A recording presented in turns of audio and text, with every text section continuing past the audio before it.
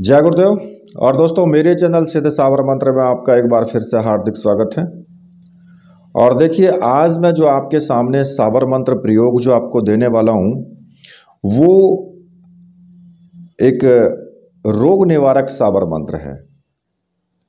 एक प्रकार से समझिए कि जो बीमारियां हैं, बीमारियां लगी रहती हैं व्यक्ति के शरीर में। और आज की डेट में तो जो समय चल रहा है, उस समय में ना खान पान ठीक है, ना व्यायाम ठीक है, तो ऐसे में बीमारियां तो लगे रहना ही। समय वक्त को देखते हुए किसी ना किसी को कोई ना कोई बीमारी जकड़े हुए है। क्योंकि अगर देखिए, शरीर है तो बीमारी भी हो सकती है, पर कई बार उपचार करने से जो है बीमारी ठीक हो जाती है। लेकिन कई बार उपचार करने के बाद भी बीमारी पर कोई नियंत्रण नहीं होता, तब केवल साबर मंत्र ही एक अंतिम उपाय रह जाता है बस। और इससे आपका काम हो भी जाता है, क्योंकि बीमारी आपकी और चिकित्सा साबर मंत्र की। तो देखिए, जो पहला जो हमारा कर्तव्य होता है वो होता है कि भाई अपने शरीर को स्वस्थ रखें, तंदुरुस्त रखें। उसका सारा प्रयत्न हमारा यही रहेगा। यदि तबीयत ठीक है ना, तो फिर आप खान पान, रहन सहन, मौज शौक सब अच्छी तरह से कर सकते हो। परंतु यदि बीमारी है तो चाहे आपके पास करोड़ों रुपए हों, आपके लिए वो भी बेकार हैं, क्योंकि आप उनका कुछ भी आनंद नहीं उठा सकते हैं। और देखिए, आयुर्वेद के माध्यम से भी बहुत सी असाध्य बीमारी जो होती हैं उनकी चिकित्सा होती है। परंतु इस क्षेत्र में जो है साबर मंत्रों के माध्यम से भी बीमारियां दूर हो जाती हैं और व्यक्ति पूर्ण रूप से सुरक्षित और स्वस्थ भी हो जाता है। तो देखिए, ऐसी ही जो बीमारी है, जैसे कि आपके पेट के रोग हैं, सारी बीमारियां पेट से ही चलती हैं। आपका अगर पेट खराब है तो आपको बहुत सी बीमारियां होने लगती हैं, क्योंकि थोड़े बहुत रूप से जो है अगर दर्द बना रहता है आपके पेट में जलन होती है, भोजन पचता नहीं है, रह रह करके दर्द उठता है, या फिर पेट में जो सूल सी उभरती है, या फिर किसी विशेष भाग में पेट के में दर्द बना रहता है, आंतों में कोई भी तकलीफ हो, आंतों में सूजन हो या किसी भी प्रकार से इन्फेक्शन हो, या आंतों में घाव हो जाते हैं वो हो, या फिर दस्त आपको लगे हुए हैं, और ऐसे रोगियों के लिए ये जो मैं उपाय बता रहा हूँ ये सर्वश्रेष्ठ उपाय है। देखिए, बीमारी पेट से ही चलती है। अगर आपका पेट ठीक है तो फिर आप स्वस्थ रहेंगे। अगर पेट में गड़बड़ है तो फिर भी आप स्वस्थ नहीं रह सकते हैं। फिर इसके साथ साथ और भी बीमारियां लग जाती हैं। और देखिए, जो मैं आपको प्रयोग बताऊंगा, उस प्रयोग को या तो वो व्यक्ति खुद कर सकता है जो बीमार है, अगर वो करने की हालत में है तो वो स्वयं कर सकता है। अगर वो उस स्थिति में नहीं है तो कोई दूसरा व्यक्ति भी उसके नाम से कर सकता है इस प्रयोग को। ठीक है, ऐसा नहीं है कि कोई दूसरा व्यक्ति नहीं कर सकता, कर सकता है। लाभ उसको ही मिलेगा जो व्यक्ति बीमार है। अब कैसे करना है वो मैं आपको बता देता हूँ। देखिए, किसी भी रविवार के दिन आपको ये प्रयोग करना है। अब या तो आप स्वयं कर सकते हो उसको, या फिर आपका कोई परिचित व्यक्ति भी कर सकता है।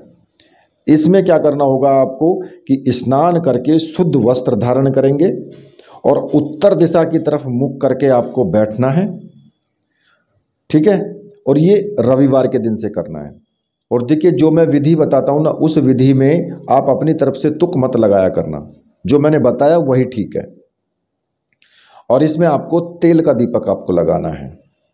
ठीक है, अगरबत्ती, धूप बत्ती, सुगंधित जो भी आपके पास है वो आप जलाएं। ठीक है, और एक तांबे का पात्र ले लें कोई भी।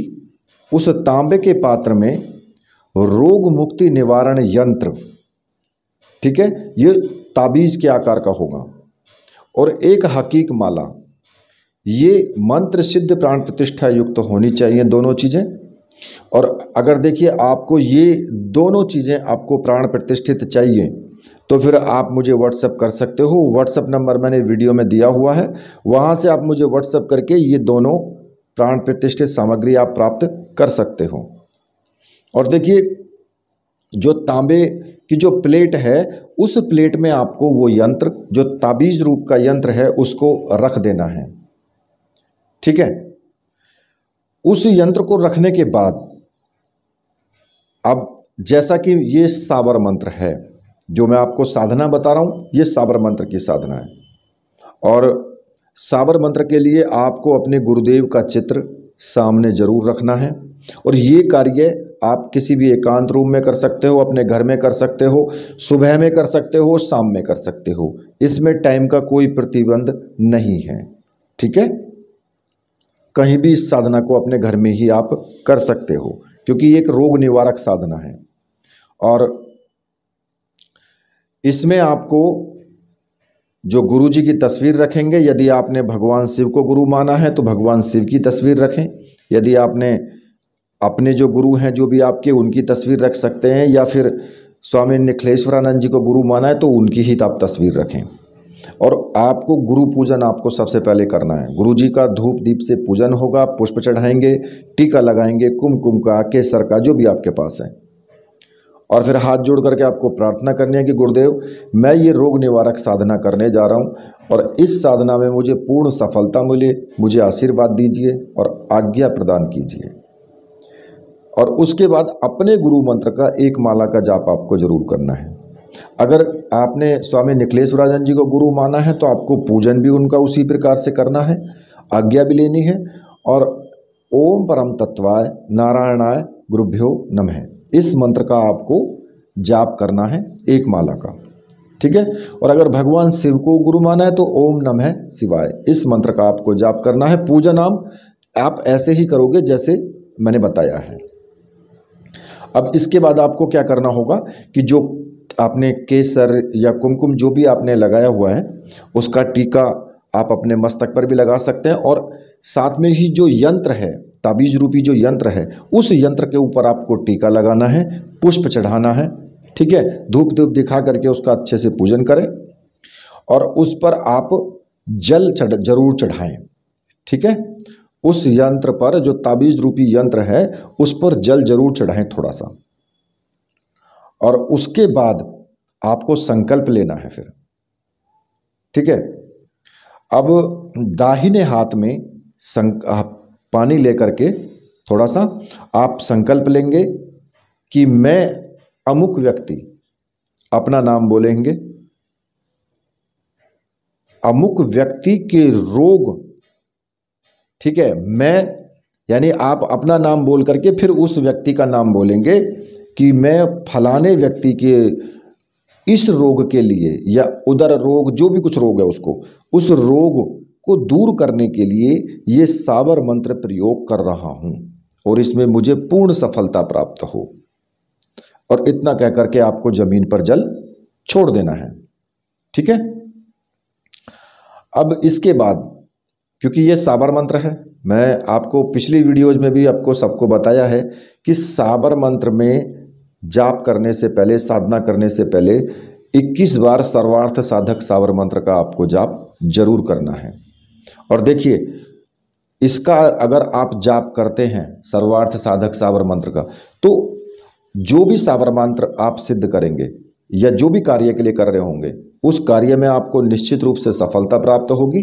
आपको किसी प्रकार का विघ्न भी नहीं आएगा, आपकी साधना निर्विघ्न समाप्त होगी।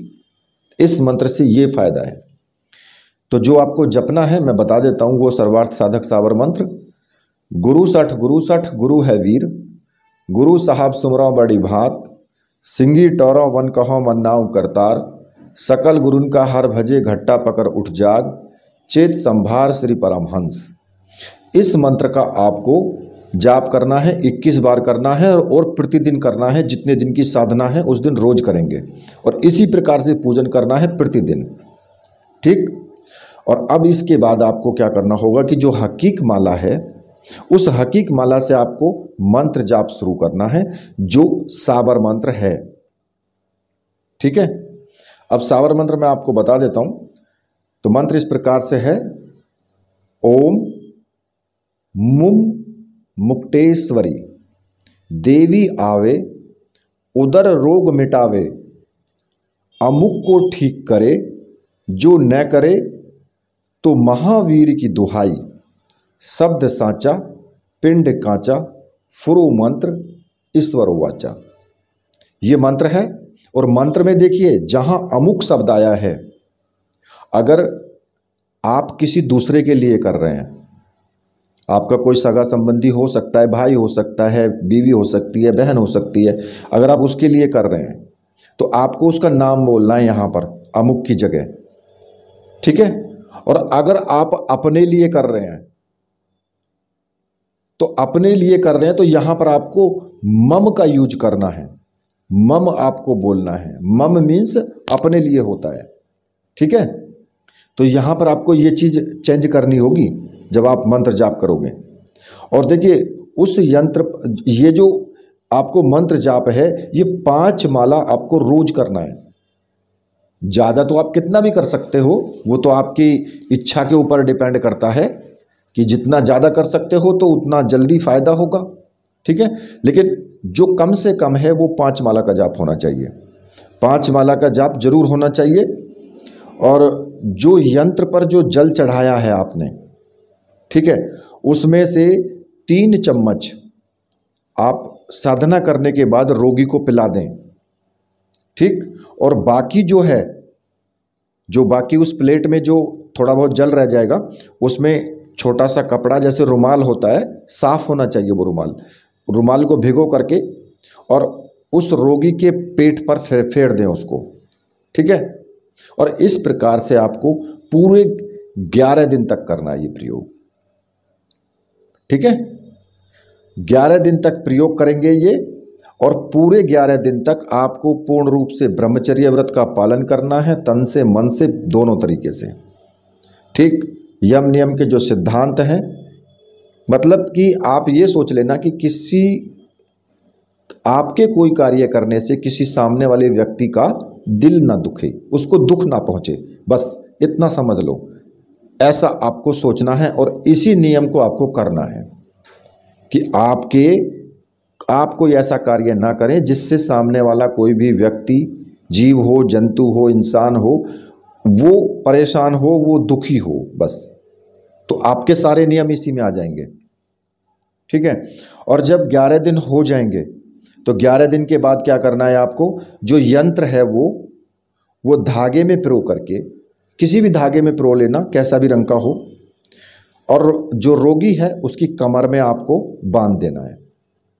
ठीक है, 100% उस रोगी को निश्चित रूप से आराम मिलेगा। उसके जो विकार हैं, पेट के जो रोग हैं, सब समाप्त हो जाएंगे, पूर्ण स्वस्थ हो जाएगा वो, उसको लाभ जरूर मिलेगा इस मंत्र के करने से। ठीक है, और देखिए ये साधना आप जरूर करें। अगर किसी को कोई प्रॉब्लम है तो जरूर करें इस साधना को, और ये किसी भी रोग को मिटा सकता है। किसी भी रोग के लिए आप इस साधना को कर सकते हो। ऐसा कोई ज़रूरी नहीं है कि भाई ठीक है पेट के लिए ही है, लेकिन इसमें अमुक का रोग दूर करें, रोग को दूर करने के लिए। ठीक है, तो कोई भी रोग हो सकता है। तो इसी के साथ मैं वीडियो को यहीं पर समाप्त करता हूँ। मेरे साथ बोलिए, बोले वीर बजरंगबली हनुमान जी महाराज की जय, बोलिए मेरे परमहंस गुरुदेव की जय।